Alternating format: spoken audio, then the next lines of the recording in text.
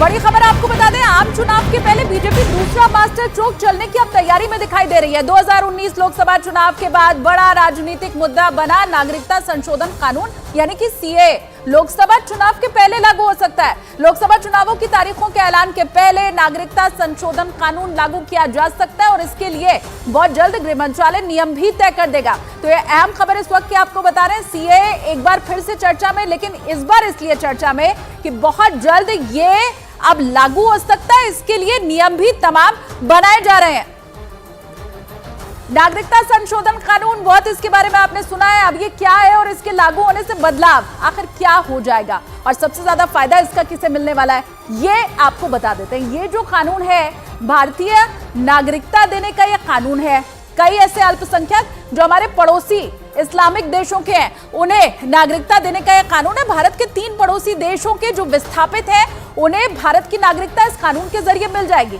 31 दिसंबर 2014 के पहले आने वाले 6 अल्पसंख्यकों पर लागू होगा ये कानून और नागरिकता हासिल करने वालों को मौलिक अधिकार भी भारत के सारे मिल जाएंगे।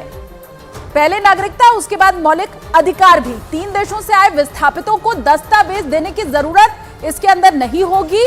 अगर 6 साल तक आप रह रहे हैं भारत के अंदर, तो फिर आपको भारतीय नागरिकता इसमें मिल सकती है। अब आप ये समझिए कि किन 3 देशों के विस्थापितों को यह कानून देगा यहां रहने की इजाजत, भारतीय नागरिकता, ये आपको बता देते हैं। हमारे 3 पड़ोसी मुल्क हैं और उन्हीं के जो नागरिक हैं उन्हें भारत में नागरिकता मिल जाएगी। अब ये तीनों जो देश हैं वो है बांग्लादेश, इधर आपका पाकिस्तान और अफगानिस्तान, ये दोनों इस्लामिक देश। अब यहाँ के जो अल्पसंख्यक हैं, इन तीनों ही देशों के जो अल्पसंख्यक हैं वो हिंदू, सिख, ईसाई, जैन, बौद्ध और पारसी, जो इन तीनों ही देशों में अल्पसंख्यक हैं, तो वो अगर भारत में शरण लिए हुए हैं तो उन्हें भारत की नागरिकता इसके जरिए मिल जाएगी। और बस यही विपक्षी खेमा भी कह रहा है कि आपने इतने सारे अल्पसंख्यकों को तो इसमें शामिल कर लिया, अब इसमें मुस्लिम नाम तो कहीं दिखाई दे नहीं रहा है, तो इसका मतलब ये जो कानून है ये मुस्लिम विरोध है, ऐसा कहते हुए गुमराह करने की कोशिश की जा रही है। अमित पांडे न्यूज़ 18 इंडिया के इस वक्त मेरे साथ जुड़े हुए हैं, उनका मैं रुख कर लेती हूँ।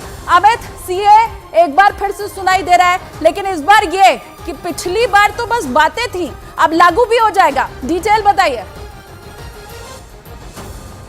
देखिए, बड़ी तैयारी हो चुकी है और पूरा खाका भी तैयार हो चुका है गृह मंत्रालय सूत्रों के मुताबिक। और सबसे अहम चीज़ है कि लोकसभा चुनाव से पहले लोकसभा और राज्यसभा का जो संसद का अंतिम सत्र है, उस सत्र में इस बिल का जो क्या खाका होगा उसको पेश करने की पूरी संभावना है। और जैसा कि बीजेपी अपने घोषणा पत्र में सीए का जिक्र करती थी, तो उसमें अब जो इन बातों का जिक्र होगा, जो संसद में ये कानून को लाया होगा। हमारी अब जो शीर्ष नेता हैं उनसे भी बात हुई थी, तो उनके मुताबिक पूरी सरकार ने तैयारी यहाँ पर कर ली है और एक खाका भी तैयार कर लिया है। अब क्या क्या इसके अंदर होगा और किस तरीके से ये बातें आगे बढ़ेंगी, जब संसद में यह बिल पेश होगा उसके बाद इस पूरी चीज़ का खुलासा होगा। उत्तराखंड सरकार ने पहले ही अपनी मंशा साफ कर दी है, पहले ही ये कहा है कि हम सीए को लागू करेंगे। तो एक बीजेपी स्टेट पहले से ही अब लागू करेगा और अब भारत सरकार भी, और ये अहम राजनीतिक जो बीजेपी की घोषणा थी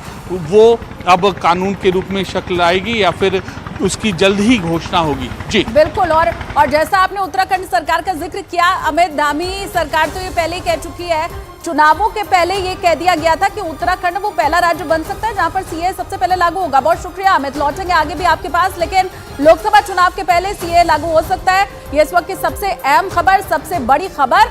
और क्या गृह मंत्रालय की तरफ से इसे लेकर नियम बनाए जाते हैं और किस तरह से अल्पसंख्यकों को भारतीय नागरिकता मिलेगी, अब बस यही देखने वाली बात बाकी बची रह जाती है। और उत्तराखंड सरकार, जैसा कि इसके पहले भी मुख्यमंत्री धामी ये कह चुके थे, चुनावों के पहले भी बाकायदा जो संकल्प पत्र था बीजेपी का, उसमें ये लिखा गया था कि उत्तराखंड में सीए लागू किया जाएगा।